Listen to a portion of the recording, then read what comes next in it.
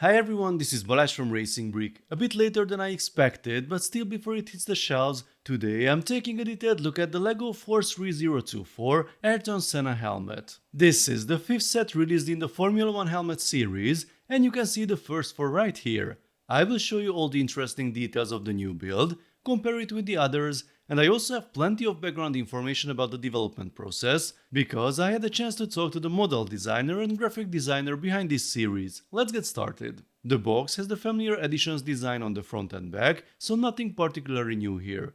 The set has 931 pieces, it is 14 plus like all the others, the price is 90 euros or dollars, and it will be available from the 1st of September. For local prices and pre-order options, please check the link below. Inside the box we get 7 numbered bags, 1 unnumbered bag, 2 sticker sheets and a manual. At the beginning of the manual there's a double page spread about Senna, the minifigure and a split image comparing the real helmet with the LEGO version. Interestingly, this particular helmet here is missing some of the original sponsor branding.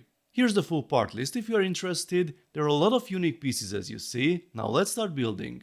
We begin with the base, and up to this point things look fairly similar to the previous F1 helmets, but once this extra structure is added on top, the construction already starts to head in a different direction. Complex connections appear very quickly, like clips and studs for example. We also have angled structures constrained by the surrounding pieces, with many different connection and orientation types coming together. There are also hinges and toe bolts to achieve solid yet irregular angles. This is the basic core. According to the designer, the Senna helmet is structurally quite different from the previous 4. The first helmet shared more of the same underlying principles, while this older Bell helmet required a different approach to reproduce its smoother and less angular shape. Here are the first printed elements, together with this specialized piece that should already be familiar. The complete assembly attaches here. And this is the new visor element. It is completely different from the modern visor used on the other helmets, and I will put them next to each other later. There's actually a very interesting story behind this part. Normally, a LEGO model is designed first, and then the element designer creates a new piece to fit the required connection points. With these F1 helmets, the process was almost reversed. The shape of the visor was considered so important that the element designer first tried to get as close as possible to the real visor, and then the helmet literally had to be designed around that element. Now it's time to apply the stickers. The smaller side stickers don't really have a clear reference point, so getting them aligned can be a little challenging. The large central one is easier. You can use the number above it to locate the center, and this little lip on the visor also gives you a useful reference for the final position. The assembly behind the visor uses this large single black element this time, and the way the visor itself attaches is quite unusual. It is a little challenging to put together, but eventually the entire assembly clips onto the base. And if you were wondering, the visor still doesn't move. Even some of these smaller assemblies are surprisingly complex. There are very few random parts here, practically everything has a dedicated structural or shaping purpose. Unfortunately, the placement of the prints isn't always completely consistent. You can see that the gap on this longer element is noticeably larger than the one on the piece next to it. There's also an interesting error in the instructions. I recently added these assemblies to this side, but on this page the illustration suddenly shows the other side already completed. It looks as if the build sequence may have been changed at some point, but this image wasn't updated accordingly. The hidden LEGO logo tile also gets quite a different position compared to the previous helmets. And here is the large white, slightly printed element that I suspect some of you already have opinions about. We will come back to this later. The next large green piece with the yellow print is going to be another talking point. You can probably already see the issue, but it becomes much more obvious once the surrounding pieces are installed.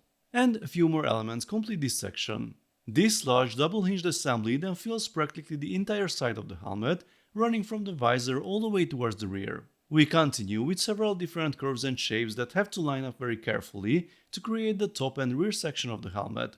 Once everything is positioned correctly, the complete assembly simply clicks into place. One particularly interesting detail here is that the designer didn't reuse the large curved dome elements found at the rear of the previous F1 helmets. Senna's green and blue stripes needed to continue around the shell in a very specific way, and using that larger piece would have interrupted the pattern, so this section became more heavily brick-built instead. This is a good example of how closely the model design and graphic design were connected on this project. The designers said that they couldn't simply finish the LEGO model first and then decide where the graphics should go. The shape of the stripes, the available printing surfaces, and even the base colors of individual elements influence the actual construction of the helmet. Here are the last missing assemblies, and with these in place the helmet itself is finished. We get two printed tiles for the information plug, which attaches to the base, and there's also this smaller stand for the minifigure scale helmet. That is a first for the F1 helmet series. And finally, here is the new Senna minifigure. Everything is different compared to the previous version. We get new torso and leg decoration, two new facial expressions, including the sunglasses on the alternate side, and this new hair and cap element representing one of Senna's most recognizable looks. The designers didn't simply repeat the racing suit minifigure from the McLaren MP44 set. That version already exists, so this time they wanted to show a more personal side of Senna. The race suit is represented as being rolled down around his waist, while the shirt references the Senna character created by him. And of course, we also get the minifig scale helmet itself. This is especially interesting because LEGO has improved the printing technology since the version included with the MP44. On the older one, most of the decoration was concentrated around the top.